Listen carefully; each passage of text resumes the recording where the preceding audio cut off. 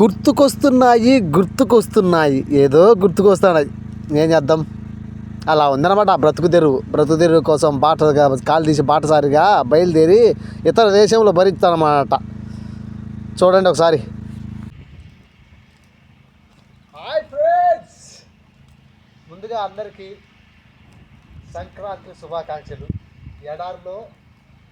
ఎడారి యాత్రలు ఒంటరిగా సంక్రాంతి పండుగ చేసుకుంటాను అనమాట. ఈరోజు చాలా ఆనందంగా అనమాట. చాలా అంటే చాలా ఆనందంగా. ముందుగా అయితే రైతన్నలు చెప్పాలి ఈ మాట. ఇది వచ్చేసి ఈ పండుగ వచ్చేసి రైతన్నల పండుగ. ముందుగా వచ్చేసి రైతన్నలకి అందరికీ, ప్రపంచంలో ప్రతి ఒక్క రైతన్నలందరికీ సంక్రాంతి శుభాకాంక్షలు. మీ పండుగ శుభాకాంక్షలు మీకు తెలుపుతాను, అర్థం చేసుకోండి. హ్యాపీగా ఉంది ఈరోజు. ఏమంటే ఇండియాలో చాలా పెద్ద పండుగ కదా, అందువల్ల ఇది చాలా హ్యాపీగా ఉందన్నమాట. ఇంకోటి చెప్పాలంటే, దుక్కి దున్ని నారు పోసి నీరు పోసి నాటి కుప్ప నూడ్చి మనందరికీ ఆధారం అయిపోయింది అన్నమాట. తిండికి కుప్ప నూడ్చిన తర్వాత రైతన్నకు వచ్చే ఆలోచన ఒకటే ఏంటంటే, కుప్ప నూడ్చిన తర్వాత ఒకటే ఆలోచిస్తుంది రైతన్నకి. ఎవరంటే బిడ్డ గుర్తొస్తారు. ఫస్ట్ కొడుకు కూతురు బిడ్డ గుర్తొస్తారు, తన ఫ్యామిలీ గుర్తొస్తారు అనమాట. ముందుకు ఆ కుప్ప దిక్కు చూసి ఆలోచిస్తారు అనమాట. ఈరోజు నా బిడ్డలతో బాగుండేమో, కుప్ప అది ఆ లాభమో నష్టమో దాన్ని పట్టించుకోడు రైతన్న. దాన్ని పట్టించుకోడు అనమాట. దాన్ని పట్టించుకోకుండా నా బిడ్డలు ఇచ్చే బాగుంటుందేమో, వాళ్ళ ఒక మూట ఇచ్చిందని ఆలోచిస్తారు కదా, అది రైతన్న మంచితనం. ముందు బిడ్డ గుర్తొచ్చారు అనమాట. కుప్పను చూసేటప్పుడు బిడ్డ గుర్తొచ్చారు. అమ్మ పండింది, నాయన పండింది పంట. కానీ ఎదురు చూపు ఎక్కువ కదా, ఎక్కడెక్కడో ఉంటారో ఏమో. ఈ పండుగ వచ్చేటప్పటికి ఎక్కడ ఉంటారో ఏమో తెలియదు, కానీ ఎదురు చూపు ఎక్కువ రైతన్నకు ఉండే ఆలోచన బిడ్డ. కరోనా వచ్చిన టైంలో కానీ రోగాలు ఏమైనా వైరస్లు వచ్చాడా చచ్చిపోతామన్నా కానీ ఒకటే మాట్లాడతారు, చచ్చిన బాధలా తిండి పెట్టాలి నేను అనే రకంలో ఉంటారు అనమాట రైతన్నకు ఉండే ఆలోచన ఏం లేదు. అయినా రైతన్న గురించి చెప్పాలి చాలా ఉండేది. మనం ఏం చెప్తామంటాం, అందరికీ తెలిసిన విషయమే. ఎంత నష్టం రాని లాభం రాని, అది కష్టమా నష్టమా భయపడకుండా వ్యవసాయం చేసే ఎవరంటే రైతన్న ఒక్కడే. ఇంకెవరు చేయడు. ఎంఏ చేసేవాళ్ళు, బిఎస్సి ప్రతి ఒక్క చదివిన రైతన్న ప్రతి ఒక్కరు అనమాట.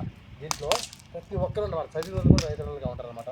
వ్యవసాయం చేసేవాళ్ళు వాళ్ళు ఒక్కసారి మట్టిలో కాలు పెట్టారంటే ఆ మట్టి బయటికి రానిదనమాట. వాళ్ళు అది ఎంత కష్టమో, నష్టం వచ్చాయంటే లాభం వచ్చాయని పట్టించుకోవాలన్నమాట. అదే ఈరోజు నా భోగి సందర్భంగా ఈ ఒక్క మాట తెలుసో తెలియకో చెప్పాలనుకున్నా, చెప్పేసిన అనమాట ఈ మాట. అయినా నేను మాట్లాడితే ఎలా ఉంటుంది, భోగి మంట ఉంది కదా, భోగి మంట చూసుకొని అందరూ ప్రతి ఒక్కరికి ఈ భోగి మంట మీ అందరికీ ఆశీర్వాదంగా ఉండాలని నా ఎడారి యాత్ర తరఫు నేను కోరుకుంటాను.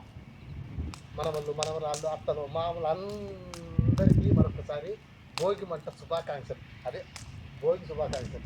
రేపు కనుమ కదా, హ్యాపీగా ఎంజాయ్ చేసేది.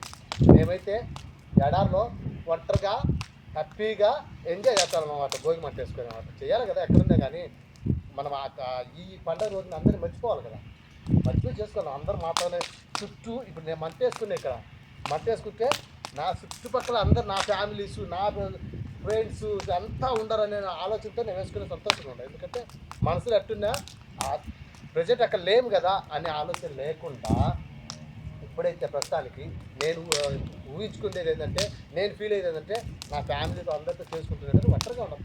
ఏదో కష్టపడేదానికి దూరంగా వచ్చినాం. దూరంలో ఉన్నా కానీ ఆ ఆలోచన రానివ్వకుండా చేయాలనుకున్నా చేసుకుంటాను ఒంటరిగా.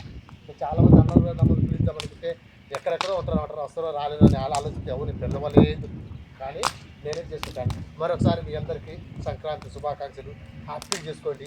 పెద్దల పండుగ ఉంది, మళ్ళీ అత్తి రాసాలు ఓడలు అన్నీ చేసుకొని ప్రశాంత కడుపు తినేసేయండి. పసల పండుగ చికెన్ మటన్లు అన్నీ చేసుకొని హ్యాపీగా తినేసి కొమ్మలాడేసి ప్రశాంతంగా 3 రోజులు అయిపోతే ఎంజాయ్ చేసామో, ఇంకా 2 రోజులు ఎంజాయ్ చేసుకోకుండా నిద్రపోయి రెస్ట్ తీసుకోండి. మళ్ళీ హెల్త్ దెబ్బతింటుంది కదా, అందుకు చూడండి వేసుకున్నాం. కింద వేసేదానికి లేదు, పైన వేసేదానికి లేదు. మేమైతే ఎంజాయ్ చేయాలనుకున్నాం, చేయొచ్చు అనమాట హ్యాపీగా. ఇదే మాకు భోగి. ఇంటికాడుంటే ఇంత ఎత్తుపోతుంది, దూరంగా ఉన్నాం కాబట్టి ఆడారులో ఇది భోగి. కష్టాలు చెప్పుకోలేం కదా, కానీ ఈరోజు మాత్రం కష్టాలు కాదు, సంతోషంగా ఉండాలనుకున్నాం. సంతోషంగా హ్యాపీగా వేసుకున్నాం. దాన్ని మంటేసేదానికి కూడా డీజిల్ తప్ప అన్నీ మంటేసుకున్నాం. కలిపి ఉండేవాళ్ళు చూడండి ఒకసారి. బాధపడకాకండి అక్క చెల్లెళ్ళు అన్నగారు తమ్ముళ్ళు అందరు కానీ ఎవరు కానీ అత్త మామలు మరదళ్ళు ఎవరు భయపడకాకండి. ఎంజాయ్ చేసుకుంటాను చూడండి. ఎందుకు చేసుకుంటాను ఎంజాయ్, మర్చిపోవాలని చెప్పి మంటేసుకుని ఎంజాయ్ చేసుకుంటాను. నేను ఇంటికాడ కొత్త కొట్టు వేసుకొని తక్కువ చేసుకొని టిప్పు టాప్కి పోతా ఉండాలి. కాస్త మనం కష్టపడే వాళ్ళము, పేదరికము వచ్చినము, ఏదో ఒకటి చూసుకోవాలి కదా. వచ్చినప్పుడు దాన్ని ఆలోచించకూడదు, దీన్ని ఆలోచించాలా. సంతోషంగా ఉన్నామా లేదా, ఇది ఒక్కటే ఆలోచించాలి. నేనైతే ఇది ఆలోచించిన ఇది చేసుకోవాలని ఎవరు లేకపోయినా ఒక్కనైనా కానీ ఈరోజు పండగ చేసుకోవాలి. ఏడాదిలో చేసుకున్నాం. అక్కలో మామల్లో మీకు కూడా అదే చెప్తాను, సంతోషంగా ఉండండి.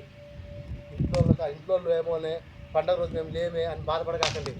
గ్యాస్ కాడ పొయ్యి ఆన్ చేసి చేతులు పెట్టి సంక్రాంతి శుభాకాంక్షలు గ్యాస్కి ఏం చెప్పండి, సంతోషంగా ఉంటుంది. అంతేనా? బాధపడకుండా ఉండండి. పిల్లలు వదిలిపెట్టి ఇన్ని గురి కోసం వచ్చినాము. మన పిల్లలు చదువుకోవాలి, మన మాది కష్టపడుతుందని వచ్చినాం. ఆ ఒక్క బాధ మర్చిపోండి. అది పిల్లల కోసం వచ్చినాం కాబట్టి మర్చిపోండి. ఆ బాధే వచ్చి మర్చిపోండి. హ్యాపీగా ఉండండి. సంక్రాంతి చేసుకోండి. మేము చేసుకుంటాను చూడండి హ్యాపీగా. ఇప్పటికే ఒళ్ళంతా వేడి అయిపోయింది. పైన చలిగాలి ఎంత 9 డిగ్రీలో ఉంది. అయినా ఈ దవ్వుతాన్ని వేడింది.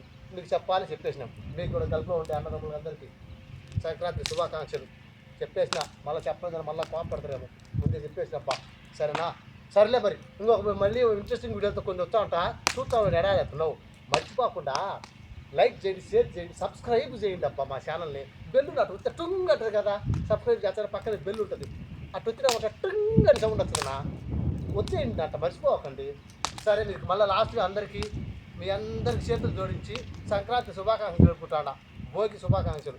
రేపు కనుమ, లాస్ట్లో కదా కనుమ, లాస్ట్లో కనుమ కదా. రేపు ఎంజాయ్ చేయండి. వడలు గిడలన్నీ వేసిన సాయంత్రంగా జ్యూసులు వేసుకొని జీవితాన్ని గమ్మ కానీ ఎంజాయ్ చేయండి. బాయ్.